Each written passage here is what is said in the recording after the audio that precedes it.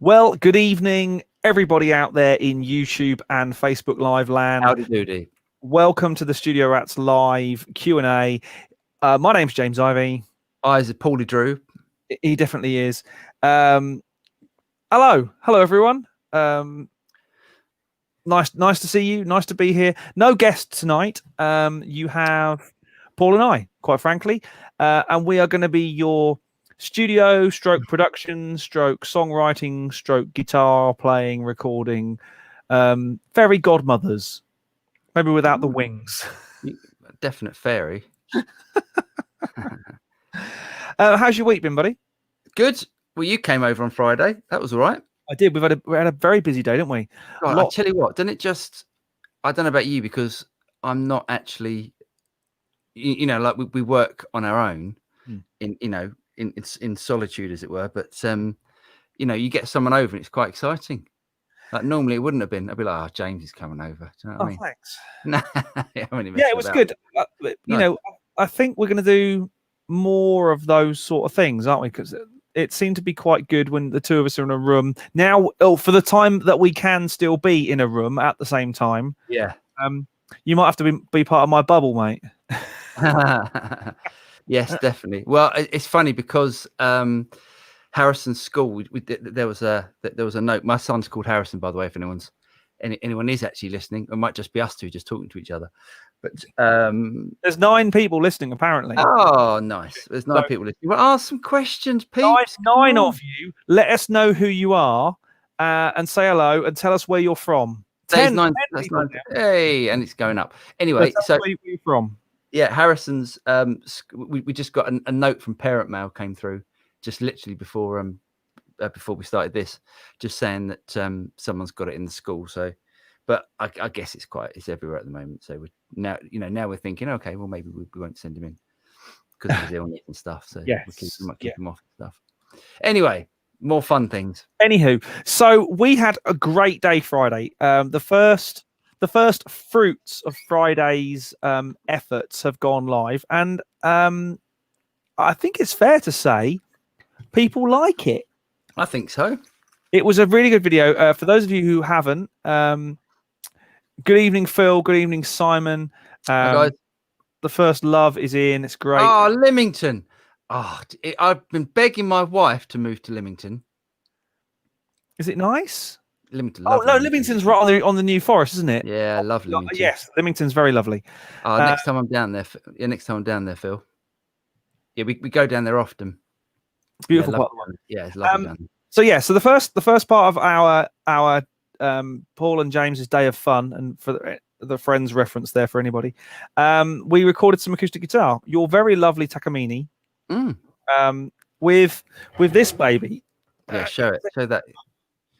Someone did give a comment about it being a £6,000 mic. I mean, it is amazing. Right. Yeah. They're right.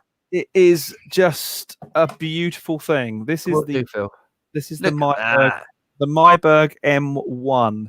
It's a multi-pattern dual diaphragm valve condenser, and it is beautiful. Yeah, the thing is, like, because people moan about. I mean, and fair enough. Yes, it is an expensive microphone, and there's no denying that. And it's out of most people's reach. A $5,000 mic. That's the price of a decent second-hand car. Yeah, it's the price of a decent. It's crazy. But you can spend. Like, how much is a 47? Like like a vintage 47 now. If you can a 47 or 48, if you can find one, $30,000. Yeah, $30,000, $5,000. I mean, $5,000. I bet I can bet any money that sounds better. I bet any money that putting 2 of those together as a stereo pair will sound a damn sight more stereo. Better is very opinionative. Yeah. Okay. Whereas when someone says a matched pair, you can hear that very quickly. Drew, again, thank you for loaning that to me. It will be shown around the great and the good. I promise. It's a killer mic. Yeah, killer. But this is the first microphone from Myberg mics. It's a stunner. I know it's taken them quite a while to get there. A lot of brain power and a lot of what's the word? Hey Matt. microphone history and microphone knowledge has gone into that microphone, and it shows. It absolutely shows. I think we joke on the video saying you should never put the mic in front of the sound hole, and 99.9 times out of 100 you should never put the microphone directly in front of the sound hole. The recording on that was totally usable. It was, yeah, it's brilliant. It was totally really usable. It was really. You might want to roll a little bit Bob Mendoff using EQ, but still, it sounded amazing. Yeah, and I've never heard that from a mic. Anyway, so Nick Dino has he asked a question on the actual video, and I said, why don't you ask that question in the Q&A? And he has asked it, and he says, please recommend me some microphones that can record with a smartphone, can also benefit from an audio interface, and versatile enough to be used on most instruments and singing, studio quality. Nick, can you give us your budget? Yes, give us your budget, and then we can have a think about that, because the only problem I can see is to be able to use with a smartphone, but there might be a way around that. Yes, there are, because there are plenty of interfaces that will work on iOS, for example. Yeah, that's what I'm thinking, as opposed to a USB microphone. Although there are some really good USB mics. That Antelope one was great. The Antelope Edge Go. Yeah, I like that a lot. The USB, because it's basically an Edge Duo with a USB output, effectively. That it's really nice. Up to 200 quid. Okay. Hang on a second. Looks round. Hang on a second. Right. I'm not necessarily suggesting this one, but sure, do a range of USB microphones that are designed to work with smartphones and things. I can't remember the model of this one. Yes, I can. It's an MV5, but they do several. And actually, for a small kind of tabletop, what's supposed to be a tabletop microphone, for speech, for Zoom calls, things like that, this sounds really good. Oh, he also wants to use it to record his busking. Is that because you want to? And do you want to record that on your phone? Is that how you want to do it, Nick? Probably. I reckon that's what he's doing. What about the? I'm sure Blue do a. The Yeti is a good one. But is that's really good? I've got one. I've got a Yeti somewhere in that. It's been locked away in a drawer for ages because I don't really use USB mics. But Talkie Online, yes, he wants to use that. I reckon 200 quid. I think take a look at the Shure site. Certainly, Blue. I don't know how much the Blue do a range, don't they? Of hold on a second. USB Wouldn't mic. it be worth? Hold on. Wouldn't it? I've got it. Like a camera mic. I was about to say Zoom. Yeah, Zoom. A quite short, what's referred to as a rifle mic or an interference tube mic, that will be so good for that. Let me have a quick look. Hold on a second. Hold on. I'm just pulling this out. Paul is going to talk to us now. Okay, so for example, Zoom do an F1 SP. One of these. Hang on, I've gone to the wrong screen now. That sort of thing. That's the sort of thing I was thinking of, but that's not going to work with a camera, with a phone, is it? Yeah, it will. Of course, it will. It works with a phone. No, because you buy it. There's an adapter you buy. Sorry, everyone else that's not interested in this, but this is. Oh, really a little yes, a lightning adapter. That'll work. A lightning adapter goes straight into my phone, and I can record this. I stick this by the phone, and it's great. It sounds great. Anyway. However, there is a thing called a Zoom F1 SP field recorder with shotgun mic, and it's £209. And I've heard these, and they sound incredible. Okay, saying it's a mic that has an XLR and a USB out. Oh, man, 200 quid. I don't think such a thing exists. I can't think of a USB mic that also has XLR out. I really can't. Your best bet, I think, would be to get a. How much are those little Zoom field recorder things? The little. That's what I'm just saying. That's what Oh, I've sorry. just said. The Zoom F1SP. That'll do. The little field recorder, and it sounds amazing. It's the recorder as well. That's the thing. Yeah, the only thing is, Nick, I think because you almost want like it to do too many jobs. I think if you can get that for your recording when you're out busking, and then also when you can afford it, when you've earned enough money, buskers earn a fortune. When you got, when you earn some more money, then buy a studio, then buy an XLR mic. That's what I would do, because I think you'll buy something and you'll go, it's probably not going to be up to this, up to what you might want it to do. Anyway, Phil makes an interesting point. Go on. He says, just in the video I'm recording acoustics, both sound great. Mine sounds better though. I've seen some well-known producers, engineers use a small diaphragm condenser pointed under the 17th fret. Any thoughts? I have seen, not necessarily, I don't think I've seen anyone do 17. I've seen people where they would use a large diaphragm for the body sound, and then they put sort of somewhere further up the neck, they would use a small diaphragm for finger noise, things like that. But I've never bothered with two mics on acoustic, because quite frankly, all you start to do then is have to worry about phase. Yeah. And as soon as you start to worry about phase and you start to pile more and more, maybe you're doing acoustic guitars panned hard left and right, which is a well-known widening trick. Instead of having two channels, you're dealing with four, and you're dealing with phase, and no thanks. I'll keep it simple. Or in my case, keep it simple, stupid. Yeah, definitely. Phil says he has a Rode NT USB. Those Rode NTs are great. Definitely. Especially for the money, for 150 quid. That sounds good. Yeah. Nice one. Check them out. Yeah, so you've and you bought some stuff, haven't you? Or you and me did a bit of a swapsy. We did. What was it? It was the Apollo, wasn't it? It was. Right. So we had a bit of a swapsy roundy, and Paul didn't want or had no need for his Synergy head. Now, for any of you who are not aware of Synergy technology, where have you been? But Synergy are working alongside famous boutique amp manufacturers and coming up with these things.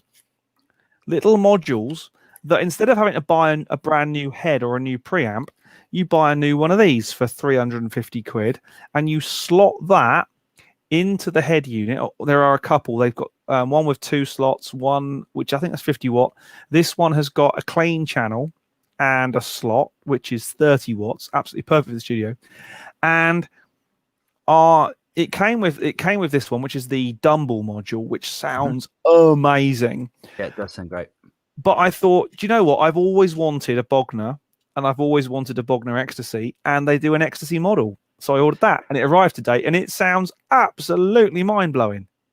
I mean, it is awesome, isn't it? It's proper rock and roll metal as amp. It sounds absolutely amazing. Do you know what I might do? I might because James took my amp head, which is like a 30 watt, as James said, a 30 watt, fair size. Marshall's a bit smaller than a Marshall. It's a half head, isn't it? It's not a lunchbox head like the D20. It's a half head, so it's not the full Marshall width. It's about 2/3. Okay, yeah, 2/3, and it's they do like a little module. A preamp module loader, don't they? Yeah, I might just get that. I might just get that so I can load the modules in. That might be easier. Very, very cool. So if you don't need the preamp, if you don't need the power amp, because you've got the Wazzer. Yep.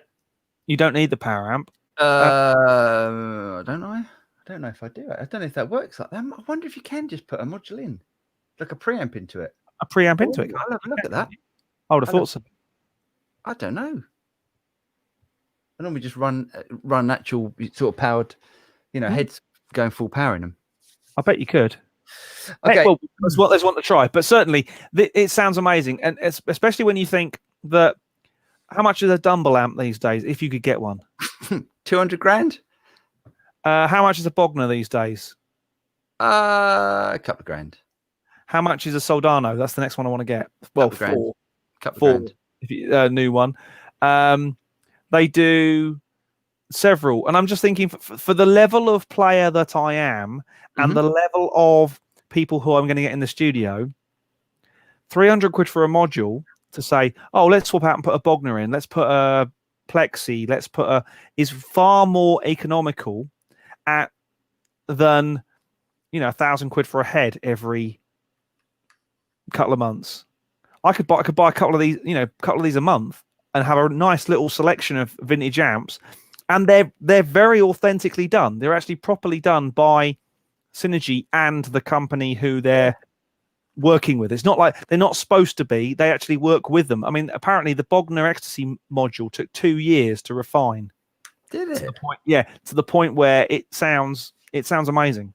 It really, really does. I think Mr. Bogner is quite, he's quite picky. I think that's a good word. That's a good word for him. Yeah. Phil says the one that springs to mind. I guess Phil's talking about his the small diaphragm on the 17th fret. The one that springs to mind is Warren Hewitt that uses a small diaphragm on the lower front end of the guitar. Do you know, loads of people do different things, but it's really worth experimenting. The only thing is really hard because you really need someone else to play that guitar and you to be in the control room, so a separate room. And then, you know, to get someone else to move it around so you can actually hear exactly how it sounds or how it will sound in recordings. You know, even with headphones on, it's still not quite right, isn't it? Obviously, from a video point of view, we were doing it very tongue-in-cheek's the wrong word, but we were rushing it to get it to work on a video. But even with our basic kind of, you know, move the mic a little bit, put it back where we know we like it, I think it very much came across the difference in tone. It was subtle, but there definitely was a difference. And I really like your technique. I prefer your technique. I'm gonna try that next time. Definitely. Safey says, "Good morning, gentlemen. Good evening, gentlemen. Do you use the Synergy DI preamp to interface?" Hi, Safey. So it's got this Synergy amp's got DI out the back. It's got a it's an analog amp sim. Yes, on the back. So it's not a digital amp sim. It hasn't got IR loading or anything like that. No, I haven't tried it yet. Is the honest answer. I literally did a video for Production Expert on Monday using it as a conventional amp. So amp drives quiet cab with microphones in front. So that's the way I'm using it, and that's the way I use it most of the time. I haven't yet, to be honest, I've had the Rev D20 for over a year, and I haven't yet got into the whole 2 notes torpedo emulations on that yet at all, because I'm using it with a conventional cab with microphones on. That's the way I work. And those 2 mics then feed into the console, and I can then blend between them or swap them out or whatever I like to do. I will eventually bring that up onto the patch bay, or actually bring it into the X patch when I get around to doing it. It's just down to time at the moment. Yeah. I have tried the DI output, and I didn't like it that much. But you know, maybe I always go for darker amp tones anyway. So I always go much darker amp tones than James. So James might like it. I mean, I love it so far. Just messing around. Say the Bogner module only came this afternoon. I had a couple of hours to mess around with it and go, oh, I like this. Yeah. Now there is also an argument that says you get the sound you like. Doesn't matter what the module is, and some would say it sounds the same as the Dumble module. Trust me, it doesn't. Even though I'm dialing in a tone that I like and I kind of empathize with or sort of resonates with me, it's my sound, it's my kind of tone. They're different. They are totally different. The overtone and the harmonics that are coming out of the Ecstasy are completely different to the Dumble. Even with a similar tone and distortion settings, and I like a high gain tone, it sounds different. It sounds very, very different, and I love it. I love both.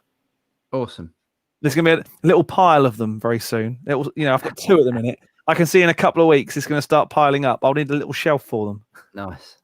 Yeah, I tried a couple. Do you know, I tried. There was a couple that I didn't like. I didn't like the Bassman. Right. And and I think it was more the Fender type amps. I think they did a deluxe or something. I can't remember what it was. I want to get the Soldano one just because I've always wanted a Soldano. One trick pony, but that trick it does. What a trick! Yeah. Superconductor says, I want to use my computer for multi effects. Is there a way to 4-cable method connect a tube amp to a computer? Both of my guitar amps have an effects loop. God, that's a great question. It's a great question, and it'd be totally doable if it wasn't for one thing. Go on. Latency.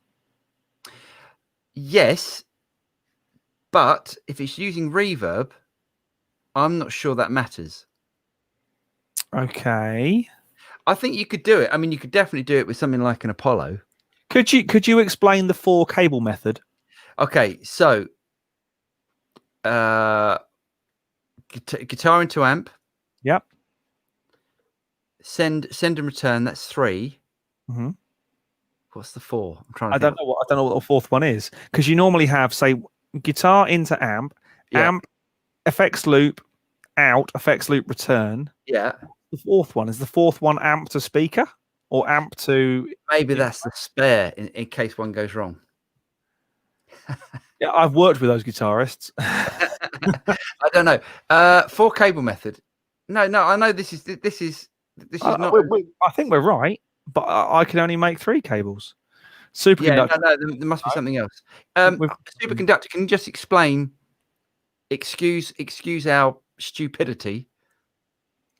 You speak for yourself. Oh, you are. No. I should know this. I should know this, and I'm embarrassed that I don't. I'm going to flog myself later on. Woohoo! Is it Friday already?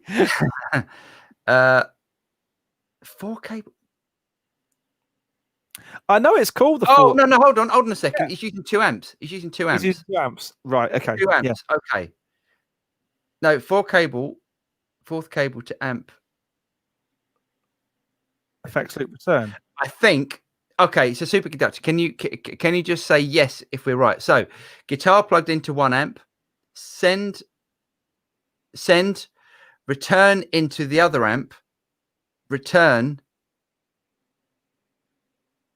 No, what it? I think, right. I think this is it. Guitar into amp. Yeah. Effects loop. Send and return. Yeah. Output to other amp for second amp. Yeah, but how the send and returns are taken. Here's a diagram. He's sending a diagram. Yes, I love a diagram. I love a good diagram. Hope this works. Great if it does. Excuse my. Yes, there will be a way of doing this. Yes, no problem at all. There's always. Yeah. There's definitely ways. I mean, it would make a great video. I'm trying to think how we can talk about this, because it's going to be very specific about the equipment that you've got, what you're using in terms of effects. Are you going to be using your DAW? Have you got something like a Pro Tools HGX system, which is basically latency free, or an Apollo, a UAD Apollo, which is basically the same? All of these things sort of come into are a factor, aren't they? Anyway, while we're waiting for that, Ben has said, "Hi chaps, I've just bought the Aston Spirit condenser mic as per James' recommendation. Thanks, James. Do I need to buy a shock mount? The mic box says it can do direct. Hasn't it got like a shock mount sort of built into it? No, it hasn't. Basically, it's on because it's a cylinder. On the bottom, you've got the XLR, and then you've got a threaded kind of microphone screwy. Like stealth, same as a stealth. You don't need to, Ben. But what I would do is get a Rycote, isn't it? Rycote shock mount. Yeah. And that they're kind of a one size fits all, but several size fits all, if that makes sense. And I think they're about 50 quid. Well worth it, because it fits more than just one microphone. There's 3 kind of prongs with pads on that you screw in, and it cups the mic in the shock mount, and they're very cool. There was a little while when Aston were selling their own Rycote Aston branded one, but I think that time has passed. Okay. But they're really. If it hasn't got any shock mount capability inside it, I thought they did one that had like some sort of thing inside it that acted as a shock mount. Or maybe I'm thinking it's got like a pop filter built in or something. It's isn't got a pop filter built in. Right. Okay. So it's got the pop. Okay. No, then I would highly recommend at some point you get a shock mount because it will make a difference. Yes. Even it's amazing, like how with the shock mount you can, if you've got like rooms like me and James, which are basically shedios, you know, like the wooden floors and stuff. When you're walking across, if you've got a microphone that hasn't got a shock mount on it, you can walk across. You can donk, donk, donk, and as soon as you put it in a shock mount, it disappears, doesn't it? It's amazing. Yeah. Even with like bass roll off and things like that on. Yeah. I know the Aston Spirit is not an expensive microphone, and you might think, blimey, that's a lot to add extra. Right coat, Ben. Yeah, coat. That's a lot extra to spend on it, but it's worth it. And it's not just for that mic; it's for any mic that's cylindrical and stuff. They're good, those mics, aren't they? Those Aston mics. Right. Yeah, really good. And really reasonable as well. Okay, Phil McNally, 4 cable. Connect your guitar to your multi-effects unit's input. Take your second cable and connect. Where's it gone? It's gone. Okay. And connect to the multi-effects external loop. Send to your amps input. Yes, I understand that. I understand that one, Phil. The only thing is that he wants to do it with a computer. So I don't think that's going to be possible. But I thought because he was talking about he had 2 amps. So I thought there was something that was going to go on between. Maybe you go. Oh no, I think it's guitar into the amp. You could go guitar into the amp. Send to effects. Send effects. Stereo. No, send to the other amp. Oh, I don't know. You could. There's a way you can do that. I'm sure there is. We'll wait for Superconductor's diagram. Yeah. I'm looking for. I love a diagram, me. So yes, you bought that. Yep. I got that. Shall I go and get that guitar? Because I think that's brilliant. Hold on. Yes. Get guitar. And we both made the same purchase as well on the last thing, didn't we? Oh yeah, that's a good one. Hold on. I dare you to lift that up. I've just unplugged myself, so I've got to plug it back in. This is quite beautiful, this thing. Right. This Greg Koch Gristlemaster Reverend guitar. Now, I'm normally a bit of a guitar snob. Oh, look, there's James. You can just see a reflection. There I am. I'm normally a bit of a guitar snob, and I've heard like loads of good things about these Reverends.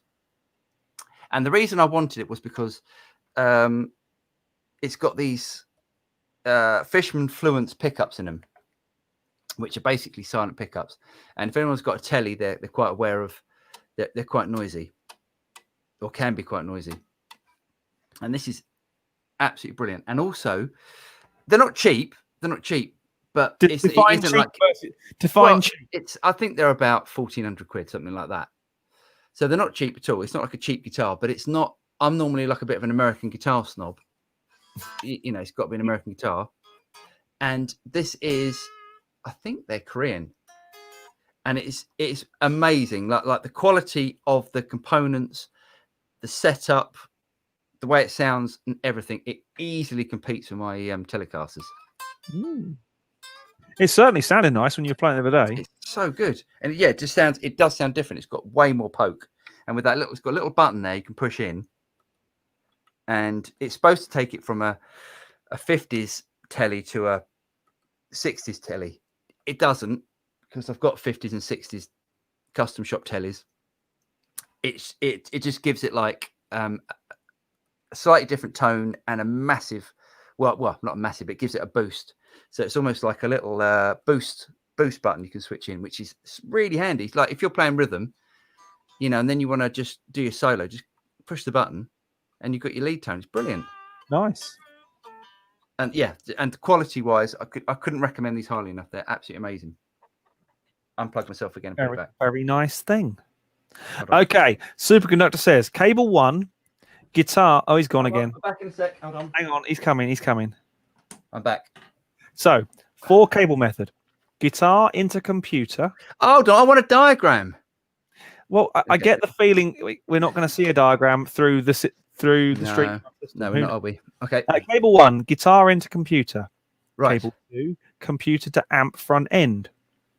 Cable 3, amp effects send to computer return, cable 4 computer out to amp effects return. Okay, so Phil was right. That's the same technique. Okay, so guitar into okay. Let's take this. Let's think of this from like an Apollo sort of. First An of all, Apollo thing. First of all, I want to know why guitar is going to computer first. Is it going to computer first to get amp emulations?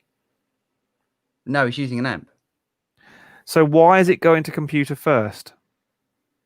Why is it not going to the amp first? And then, So yeah, you're right, because you could use it as a 3-cable method. Yes.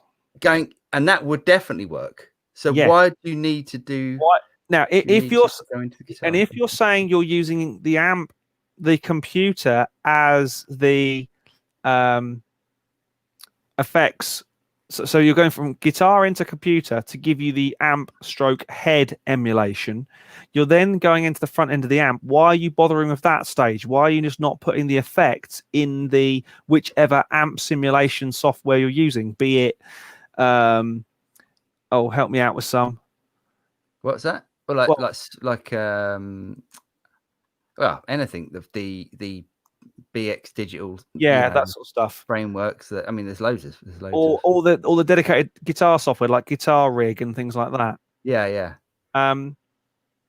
Because that extra step is going to cause you grief and going to give you more hassle because you need a bigger interface. Okay, so he's just said, isn't that how you normally connect a multi-interface effects unit to an amp? It depends what you want to do with it. If you've got a multi-effects unit, something like a Helix or an Axe effect. So if you've got something that models preamp effects, preamp effects, so like distortions, compressors, overdrive, whatever you want to put before the amp, then yes, that's exactly how you would do it. But is that what you want to do? So you want to use distortions on the computer to then go into your amp? You can do it. Yeah, you can do it. You are because you're looking at 2 levels of latency. You've got your input latency because of the guitar being connected to the computer and then computer going back to the amp. And then you've got your effects latency, where you've got the latency in your effects loop, which is probably not as big a deal if you're using reverbs. But if you're using anything like a accurate delays, that's going to fry your brain trying to make those work. I'm thinking as well. I'm thinking this is going to be a nightmare, because even if you've got something like an Apollo, which has, I mean, yes, you could use that. You could go into the front of the Apollo. You could use you could pull up the Tube Screamer if you want, then go back into your amp, and then go out again back into the Apollo. I mean, you need you've got to then transfer a high impedance, which is getting transferred down to low impedance. You've got to get it back to high impedance, which you're going to be using a reamp box. I think at the end of the day, you're going to be spending more money doing all that sort of stuff than if you buy a decent multi-effects. Go and buy a Helix. You'll probably be much happier. And all these problems go away instantly. I think, I think you're making it hard. I mean, It's one of the reasons. It's funny actually, because this is one of the reasons the original TC Electronic G system, the big, the mother of all floorboards that they ran. Has no preamp emulation in it. It's just effects. It's like a Helix effects or something. Yeah, it's just effects because it's designed to be in the effects loop. Yeah. I mean, I think it's a great idea. And I really do think it's a great idea, and maybe someone will invent an interface that would do that. What about that little who makes your desk? Audient. Didn't Audient do that? Yes, the Sono, it's called. Would that work? No, because it hasn't got enough I/O to run your effects loop. God, I tell you what. Yeah. I think the better way of doing it is the 3-cable method. Guitar into amp, effects loop send to computer, effects loop return from computer, and enjoy all the kind of modulation-y, reverby effects of whatever software platform you're using. Yeah. Through the amp speaker. Yeah, definitely. I You've think that's right. only got one level of latency, and it's significantly reduced because you're hearing the direct amp signal anyway. Yeah, I think that's a better way to 3 cables rather than 4. yeah, I think that could work. That would work nicely. We've saved your money on cabling and nothing else. Yeah, if you want to use something before the amp, just go and buy some pedals. Go and buy some individual pedals. It sounds so much better. And eBay and Reverb are your friends for that. Yes. Matt F says, when do you guys know when to walk away from a track? I'm a serial one more guitar part offender. When it's difficult to reproduce live, that's the time to walk away. What? Really? Yeah, 2 guitars, bass, and drums, and some keyboards. Jesus. No, but it depends. It depends on which mode I'm in. I think you are very good at layering up lots of guitar parts and having the actual arrangements work. Right. Thank you. Yeah, there is a compliment in there. I struggle with that. My brain says, well, I've got the person there. They might as well play all the way through, which of course doesn't work. You can't have 8 people playing all the time, and it doesn't work like that. That's not how music works. I'm always thinking in a kind of live band sense, how would I reproduce this live when I'm working? Which I guess always limits me to kind of rhythm guitar parts doubled, some intricate parts, which are normally trade off against each other. So effectively one person could play them. How do I know when it's done? When I'm bored with it. I think it was George Lucas who said a film is never finished, it's merely abandoned. I think that's my kind of view of tracks as well. When I'm up to the deadline and over the deadline and it's got to be finished, that's when it's finished. Yeah, I think you just become you tend to, after you've done it for a while, you tend to know how much is enough. I think there's always that stage, maybe when you're starting off producing, that you'll keep just adding and adding and adding and adding, and then if you do the mix, then that's fine, you've got to deal with that. But then if you send it off to a mixer, they would just mute half of the stuff. As I say, they're gonna go through the first 2 and go, that's enough. Well, yeah, unless there's some little motif stuff and they'll bring stuff in, but they'll probably just mute half of it, and then I've definitely done that in the past. But you do a very good job of making guitar parts work together, like dovetailing parts together, which is really nice. And again, that's part of the joy of working with you. It works. Yeah, well, thanks. And yeah, it's just that, I've been producing for years. It's just you end up knowing what works. I mean, it's, don't get guitar parts that fight with each other. So if there's 2 guitar parts that are in the same sort of range, and you're not going to be hard panning them. So if if the middle of the sound field gets very muddied with vocals, snare drum, kick drum, bass, so you need to move the guitar parts away from things. So if you've got too much over one side in the same register, it's going to get cluttered. So you just have to move stuff about. And also think there's a phrase I heard right back at the beginning of this whole scary audio journey that I heard called spectral mixing. Oh yeah, I never heard that. What's that? It's basically, if you've got, this was back in the days of 4 tracks, where you only, as in cassette 4 tracks, where you only had very simplistic EQ and controls like that. What I think, who was it? The guy who did it was Julian Colbeck, who was the tutor of this online course. And I remember my tutor at university said, you have to go and watch this whole series, go down to the library, borrow the videos and watch this whole series on using the 4-track. And he did this thing called spectral mixing. And it was basically, don't try and make every instrument have a full range. Bass is called bass for a reason. Roll off the top end. Vocal is going to sit nicely in the middle. So roll off a bit of the top end and a bit of the bottom end. Hi-hats are going to be, and cymbals are all about top end. Get rid of all the bottom end. Kick drum is all about the bottom end. So you listen to the parts in isolation, and the bass was like whoop, whoop, whoop, whoop, whoop, and the kick drum was dum, dum, dum. There was no duh, duh, duh. It was all whoop, whoop, whoop. And the vocals were very nasally, and the hi-hats were very toppy. But when you put it all together, because it filled up the spectrum mixing, it kind of worked. Yeah, I get that. And I'm not going to say, roll off all the 2K out of your kick drum. Well, maybe I probably no, because there's a lot of the punches in there, and keep things sounding nice. Don't be brutal, but if you're finding that your guitar parts are masking your vocal, try scooping a bit of the middle out, because that's where the vocal is. If you want big, broad, strummy guitar and it's clashing and masking your vocal, try scooping a bit of the middle out where the vocal range is. I agree. Sorry. Keeping you up?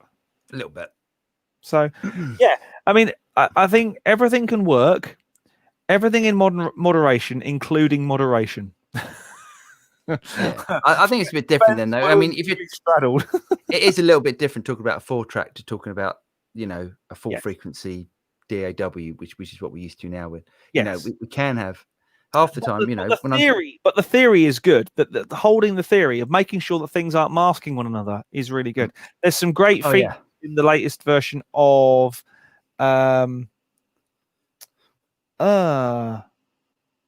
what's the software? Nectar, the isotope, where you can unmask.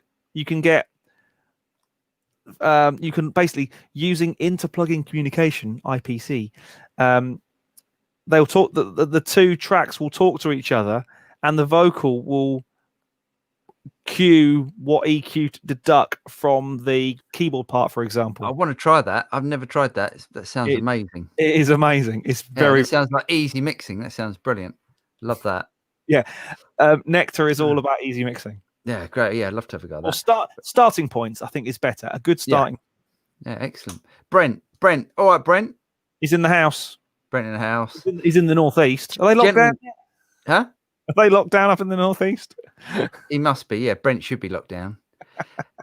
Gentlemen, studio question. You both have garden studios. Would you say that it's a good move over, say, converting a garage, and anything that really bugs you about the garden studio model for work/life? That's a brilliant question, Brent. That's probably the most intelligent thing. No, Brent is the man. I've had many a fun night out with Brent. Okay, not enough said. So instantly, the first thing the garage model has over a garden shed is this stuff called brick, because brick is very good at sound isolation. And I don't know how thick the timbers on your shed are, but mine are about that thick. Hence, I had to build layers and walls within walls and floating floors and stuff. Brent, you don't have the glory of a drum kit to contend with, so you haven't got that issue. But Lockdown. Sounds like Scotland.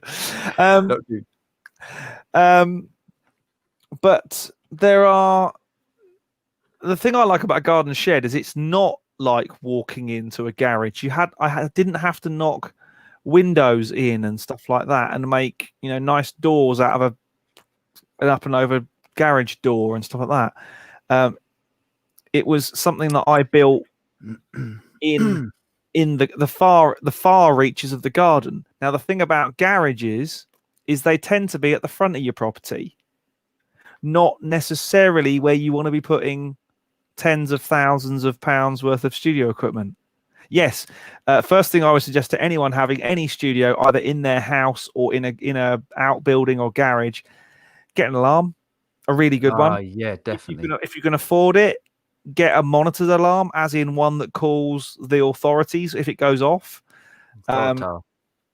Yep. Demand. I've got a couple of points about this. Go on then. So it depends on. So if you go and get planning, did you get planning for yours? I did. You did. Okay. If you go and get some planning, I don't know if you can see up. I can't tilt my screen anymore, but I've got a vaulted ceiling. which you have to get planning permission for. So that's worth doing, I think, as opposed to the flat. Anything over 2 meters, and this is very much all dependent on where you are in the world. Certainly in the UK, you will probably need planning permission for. I needed planning because in Greenwich, where I live, anything closer than 2 meters to a boundary requires planning permission. I'm less than 2 feet, probably 2 inches in some places of the boundary. So I had to get planning permission, but it's not a big deal. Brent, the only thing, if you were doing a garden shed, don't say garden studio, say home, single story home office. That's the trick. But I also think, and I do think the brick thing's great if you can have bricks. My one's really insulated, but then they're not cheap. You know, a decent garden studio is, I think this one was about, I mean, I didn't pay for it, it was in the house. It's one of the reasons I bought the house, but I think this was when he paid for it 10 years ago. That was 25 grand then. So they're not cheap to put up. The studio that I am currently planning for when we move house is, it's a serious chunk of footprint, as in it's 45 square meters. It is over twice what I currently have. Right. And it's 60,000 quid. But build a house for that. You could, but it is. I've never heard sound isolation like it. I went down to see. I've seen a couple of this guy's builds that he's done before, and there's a mastering engineer that he built a garden room for, and he's got a very large pair of tannoy, huge, the big tannoys. And they were seriously pumping in there to the point where I was thinking, blimey, this is, Andy Sneap levels of mixing volume. And I walked outside and you could not hear it. Wow. Nice one. That is what you pay for. That is what you pay for. Yeah. So that's the thing. Your requirements will be quite different. Very different. Mine or Brent's. Yeah. Just make sure, don't block off. If you've got a room that's, what's mine? Mine's about 5 meters. 5.5 meters by 4 meters, probably. Mine, something like that. This one, the one I'm currently sat in, would have been 5 by 4 before I started carving it up. So if you start carving up and you put a vocal booth in, don't put a vocal booth in. If you're someone like James, you need to have a drum room. You need to have like an isolated room. That's different. But if you vocals recording in the room is way better. Just get a what they called a reflection filter or something like that for vocal. Yeah, something like that. It's all good, isn't it?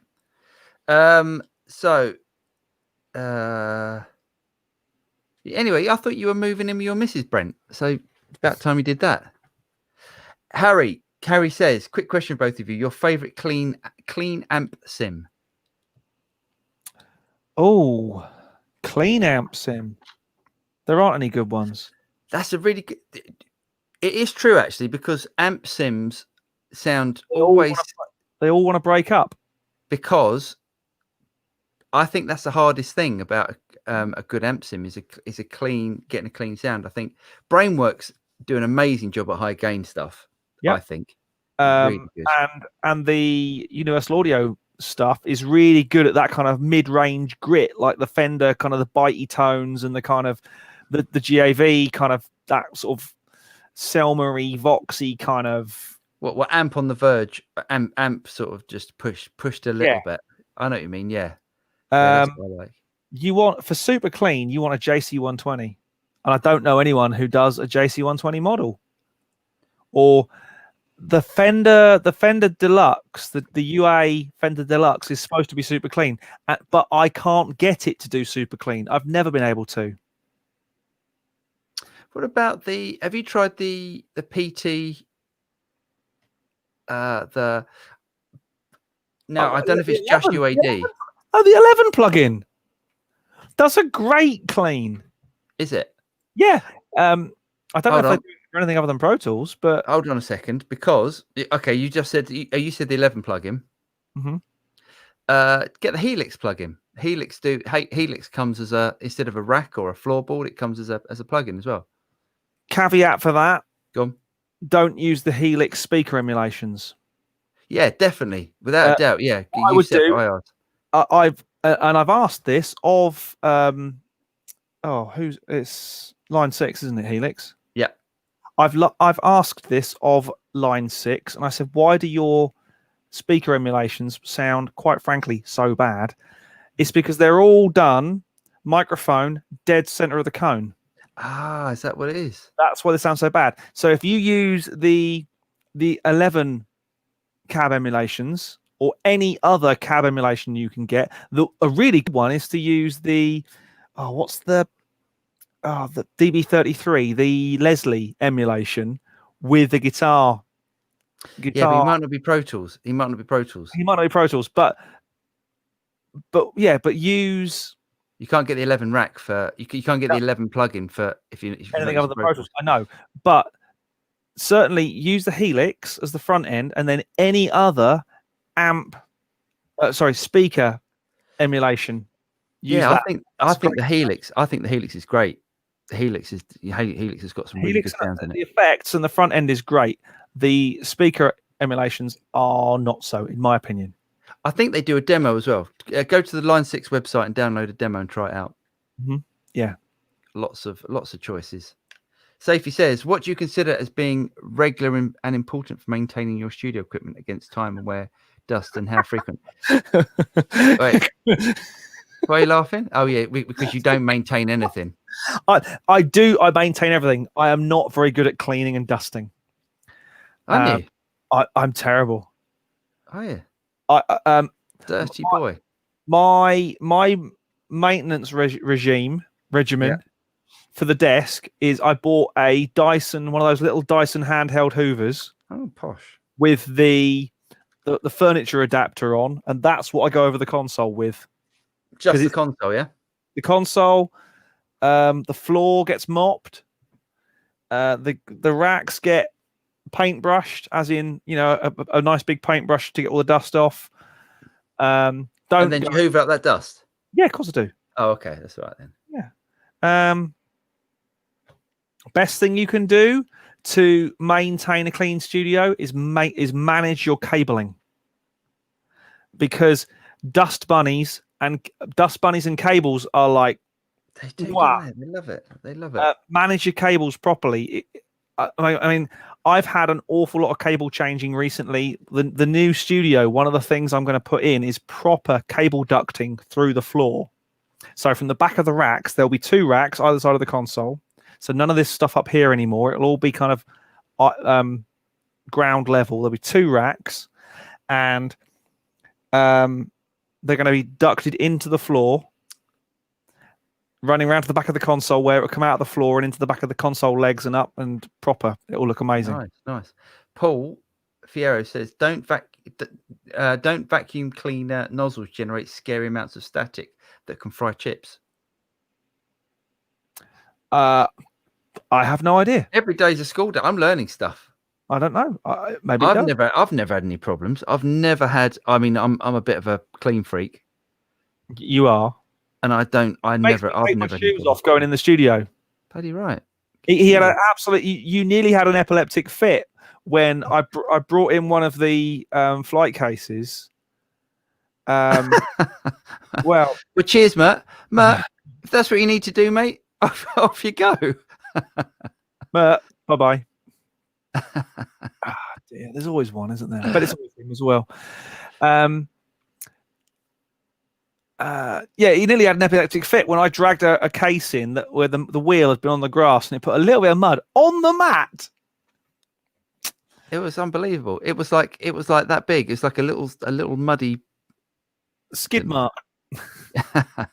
Yes. I like to use dry paintbrush for cleaning difficult items. Brilliant. Yep. Yeah.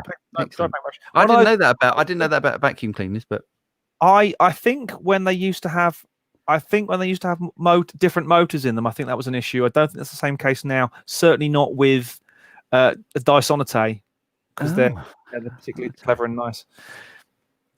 It used to be the house hoover, so it's got sort of graduated down to here. We've got a mealy in there now.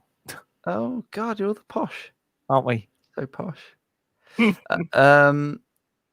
on, tell us how you clean. How I clean?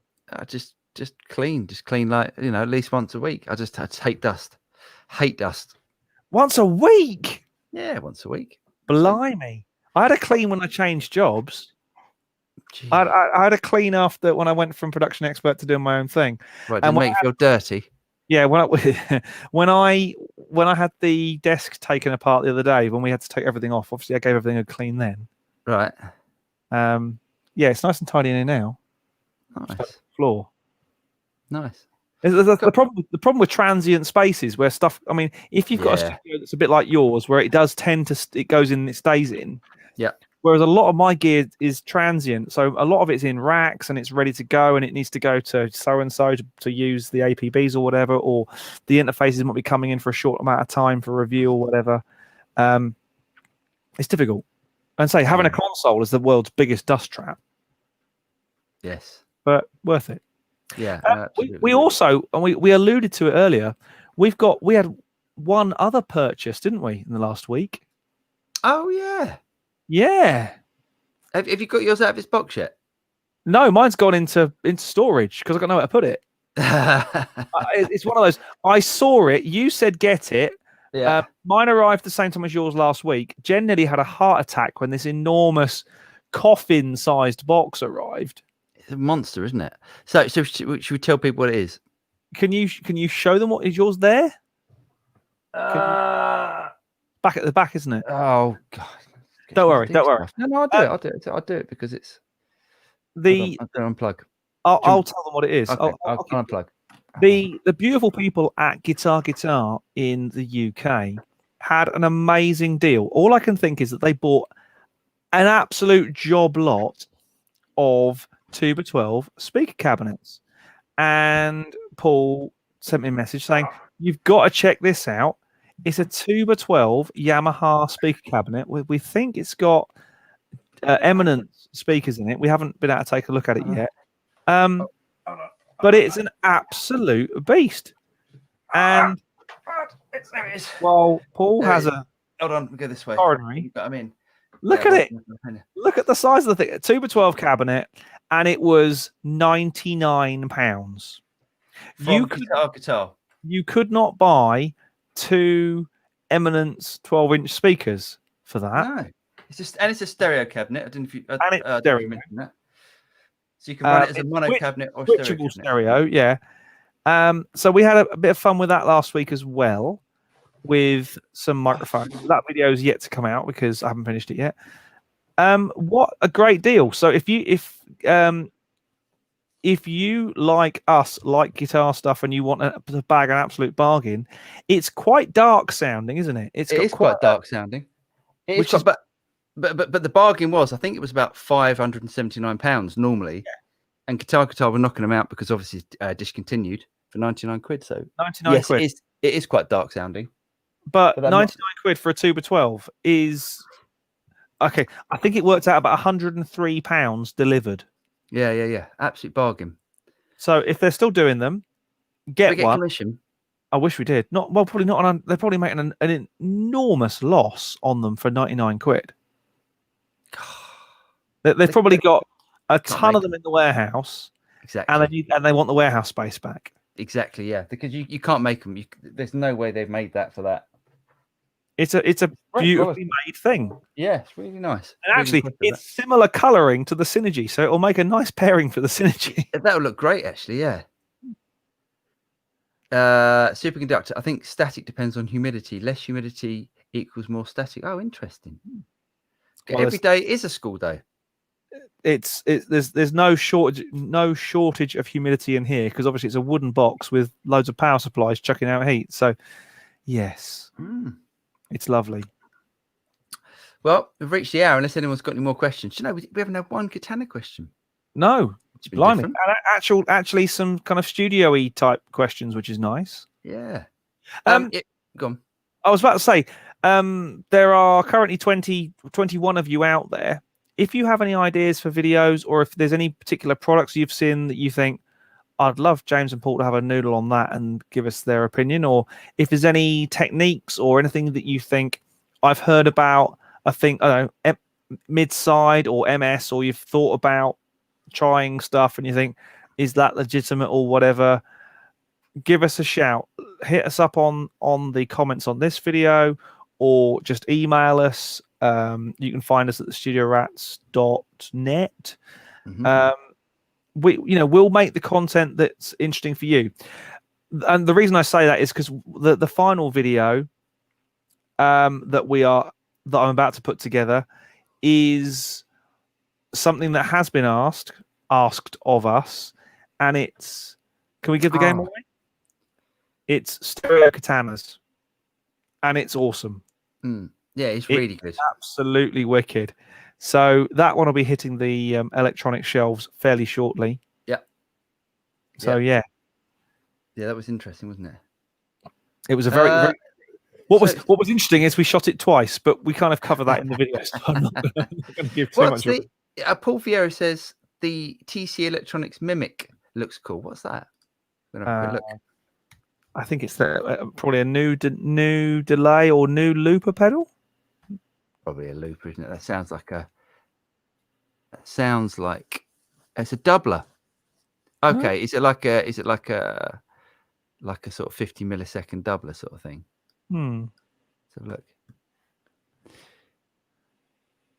You've gone all blue. Have I gone blue? Sorry, I'm desperately trying. Yeah, it looks. Oh, that does look cool. I will have a look at that. My only problem with TC gear these days. Yeah, it's not TC anymore, is it? Not TC anymore. It's Behringer, and I get really upset by that. Yeah, dirty word. Dirty word. Not even that. I saw what Behringer did to TC when they bought them. And it wasn't pretty, wasn't it? No, it was like how to destroy a company from how to pinch the name and all the good bits from the inside. TC was such a great company. Made some amazing stuff. They did. They're an amazing company. Okay, Seb's TV would love to see some in-depth stuff on live playback. When you say live playback, do you mean like backing tracks, or do you mean us playing live? Because at the moment that ain't happening. On live playback, do you mean like tracks, like playback tracks that say like a drummer would then play? Yeah. I've done lots of stuff on that. Haven't you? You've done lots of that. I've done a great deal of that. I'm kind of glad I don't have to anymore. Well, I guess the hour's up. I think we're good to go. Unless anyone's got any more questions. Yeah, we'll give it quick. Another 10 seconds. I can hear that the keyboards of the known world currently rattling with anticipation of the next coming in. It's a big deal. It's a big deal. This live Q&A. We do have some more guests planned. If there's anyone you can introduce us to who you think might be an interesting guest, we currently have some plans in the works. I was hoping to get a guest for this week, but it various things transpired, and after recent events, I'm not going to say we've got someone coming when we don't. If you know what I mean. You know, I quite enjoy the odd Just Us. I do too, but I think more. You get more questions, and I like that. I like that as opposed to it's always nice to get a guest in, especially if they're interesting guests like Al and stuff. Interesting one from Superconductor. Why do hardware multi-effects units have lower latency than computers do, or do they? Well, it's because all the processing is dedicated for that purpose. It's hardware chips in many cases, or the I/O. Generally, the latency, the delay comes from the A to D, D to A conversion. That's where the latency is. And if for example, with a Mac or a PC, the processing of the audio is a long way down the importance chain of what that computer has to do. So it's running the screen, it's running the operating system, it's running drives, things like that. They're way higher up the list than converting your audio. Yeah, sadly, and working on your audio. That's why we have latency. When a device is hard coded, or even if it's software based, like something like an Axifex or modern keyboards, where you are booting up an operating system when you start them, but it's a refined, honed down dedicated OS. Where in ye olden days, when they were just chip based, when you had electronics being the reverberation or whatever, it's the speed of light is the latency, because all those processes happen at the speed of light. There is no dedicated, there's no DSP as such, there's no A to D to A conversion. It's all happening in good old fashioned electronics. That's where why there was no latency. An analog reverb or even a digital reverb, there is still A to D conversion, but it's all done in hardware, super smooth, no latency or next to zero latency. Hope that helps. Every day's a school day. Indeed.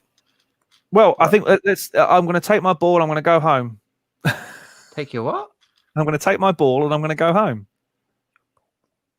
You know, it's like, you know, the kid at school goes, "It's my ball." Oh, I see. And I'm going to go home.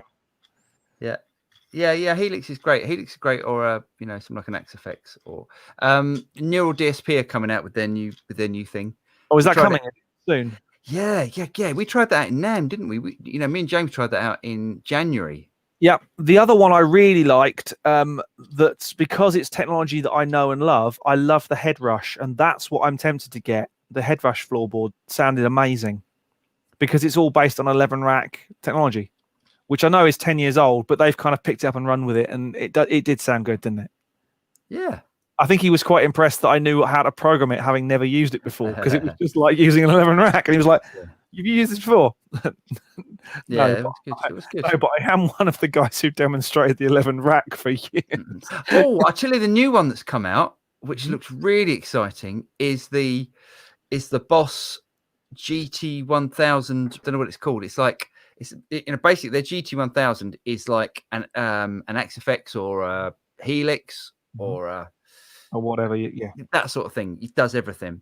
And they've just brought out the mini version, which got the same processor, but it's in their 500 series case, which is about that big. Really? Yeah, and it's got the full processing in there. I keep meaning to ask Matt if I could borrow one from Boss, Matt from Boss, and see if I could borrow one to try it out, and do some videos on it, because you know, there are lots of YouTubers far higher up the pecking order than myself, but how dare they be? I know, but I saw the one with the video with Rabir Masad doing the you know, playing through it, and it just, I mean, he sounds amazing when he plays anything, but he could play through one of those little Marshall mini stacks, couldn't he? Yeah, he'd probably still sound amazing. Yeah, he's really great, isn't he? He's really great. A couple more questions. This always happens at the end. Yeah, always. Which is great. I don't mind, but a lust after the head rush gig board. Have a great weekend, guys. Yeah, cheers, Paul. You too. Do you plan a video on the version 1.1 update for Luna? What it brings, and do you think being really useful? There are some amazing stuff that's coming out. We can't say anything because we're under embargo, but there's some really great stuff which, if I get a chance to, I'm going to make a video this week for when it releases. I don't know when the release is, but I'm hopefully going to be able to do that. We have friends in low places, which means they should, yeah. But yeah, no, there's a couple of really good bits. Luna, I think, is just getting better and better. I think they're doing an amazing job over there, and I'd highly recommend anyone that's got an Apollo or is thinking to get an Apollo to try it out. It's amazing. I learned Bitwig this week. Sorry? I've got to learn Bitwig this week. Oh, have you? I didn't even know that was still going.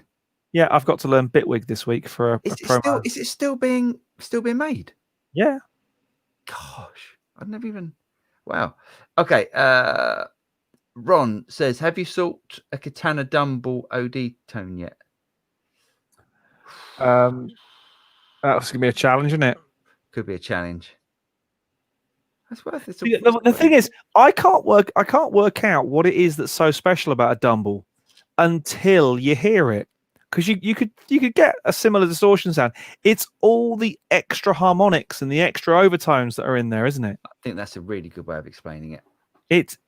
You can probably get 90% of the way to most guitar distortion tones with, pick your favorite overdrive pedal or your amp sim and get the settings right.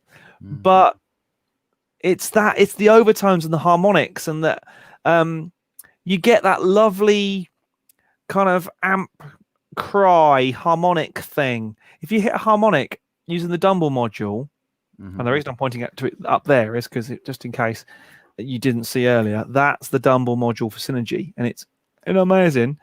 There is a thing that this does that the Bogner model doesn't do. Oh yeah, it's still electronics. It's still a circuit. It's still got valves in it. It's still got 12AX7 or 2 in it, but it does something differently, and it's got that kind of amp cry, extra harmonic thing that it does. The other one doesn't do, and it's amazing. It genuinely is. It's like that last, probably not even 10%, probably like 2% of the amp is what makes it different. Well, there is also a thing about Dumble modules. I mean, if anyone's lucky enough to have a Dumble amp made by Alexander Dumble, if you're loaded, well, if you're loaded, the thing is that he picks who he wants to make amps for as well. He's very particular about, and the thing is he shapes that amp to you. So you go there over many settings and you play your guitar, and then he tunes the amp for your style, your guitars and everything. So it's done very much specifically. So every Dumble is actually different. So Steve Lukather's Dumble will be very different to Robin Ford's Dumble, that sort of thing. Yeah. But no, I mean, amazing. Dumbles are just fantastic. Which is why you got the Dumble module for that, isn't it? Yeah, it's great. It does. So I'm a Dumble virgin, if that's not something terrible. And sounds a bit wrong. I went, oh, I like this. I put the Bogner in. I went, oh, I like this as well. It's different, and probably 90% of the tone that I've gone for is pretty much the same, but I've dialed it in such a different way for the two different modules, and it's like there is that extra little sort of cryy harmonic-y thing that you get from the Dumble that you don't get from the Bogner. It's amazing. Yeah, they're great. They're really, really great stuff. Is there a good Dumble patch? There's a good Dumble patch where he put the booster after the preamp called a Dumble forward. Oh, interesting. I'll have a look at that. Mid-rangey with the mixer clean and overdrive for transparency. Yes, I think very much I think the mid-range is the whole Dumble sort of sound, isn't it? Yeah. Superconductor said, does the temp... Sorry. What was the other amp? There was an amp. Was it called Session? Was there an amp called Session in the 80s? Yeah. Session amp. Very different to a Dumble, but very different. But I remember a mate of mine had one, and the thing we liked about it is you could have the boost or the distortion channel and the clean channel on at the same time. Oh. So you could actually play with the clean tone and the distortion tone at the same time. Oh, interesting. Which actually is something that I can't think of another amp that's ever been able to do that. Well, you can jumper amps, so that does that. So is that what that does? Well, yeah, you're jumpering the two channels together. Oh, is that what that does? Yeah. I did not know that. Every day's a learning day. So when you see someone with an old Plexi or an old Blues Breaker and they've got a jumper across the two of the four inputs, is that what that's doing? Yeah, it's basically running both of the channels at the same time into each other. I don't know which way it runs into each other, but yes, the Sessionette, that's the one. Does the 10% difference matter in the context of a recording? I agree in person when playing the tone is really inspiring. Does the 10% difference matter in the context of recording? Okay, here's my argument for that 10%, and it goes two ways. I've had tracks mixed by friends who are top end serious mix engineers, and they've done a mix of the track, and I've gone, it's not what I imagined, but I loved it. Because and when I say mixed, I mean they've gone in and put guitar tones in and they've put extra boosts in and things to make it sound the way they thought it needed to sound. Whereas to me, the guitar sounds were set. That was how it should have sounded. That's what it needed to sound like. Now, when you pass your track onto a mix engineer, and even if you give them a rough mix or a temp mix, you're still entrusting them to put them, not necessarily to put their mark, but to give the song what they think it needs. And if they think they need to put some more distortion or more gain on the solo or whatever, that's what they'll do. I think that's your 10%. And I'm probably a little bit around the houses here. I would be, this is how I wanted it to sound. Or this is how they wanted it to sound. I'll work with that. Versus the person who will hear the song and go, right, this needs to do this. Does that make any sense at all? No, I think so. I think that means a lot. Is that the question? I can't possibly not. But I think it's that 10%. If I got 90% of the way to a tone, and then I gave it to someone else to mix or to do the last 10% with, they're going to take it in that massively different direction. It could sway one side or other. So to say you're giving someone 10% is vague. I agree that in the kind of the realms of recreating tone from specific vintage amps, 10% is a massive amount. Good. I'm glad it makes sense, Superconductor. Thank you. I thought I was rambling. Awesome. The question was the extra 10% that the Dumble. Oh, the Dumble. Okay, offer relevant recording. Is that extra 10% worth 20 grand? No. I think there's so many little great. If you really want, if you want a Dumble, if you want like a proper Dumble clone, that a 2 rock or something like that is fantastic. But even they're not cheap, are they? They're not cheap, but it's nowhere near. Yeah. Anywhere near. It's like still under 5 grand. It's a lot of dough. Which is crazy. Yeah. No, I mean, to be honest, we've done this. I did a shootout between even like Katana and some high-end sort of boutique valve amps, which I've got over there. Katana sounds great. Yeah. Scary, isn't it? Yeah. Not bad for 400 notes. Yeah. Right. It is time for us to leave. It's time for us to pull up our sticks and go home. Hope you've enjoyed it. As ever, that the hour has flown by to the point where we're an hour and 20 in. But hey, we will see you next week. We don't know if we've got a guest yet because we just don't. If not, we'll just have a little ramble. Yeah, we'll let you know in advance if we get a guest, and hopefully you can join us. So from sunny southeast London, it's goodbye from me, and goodbye from me. We'll see you next week. Take care, everyone. Cheers, guys.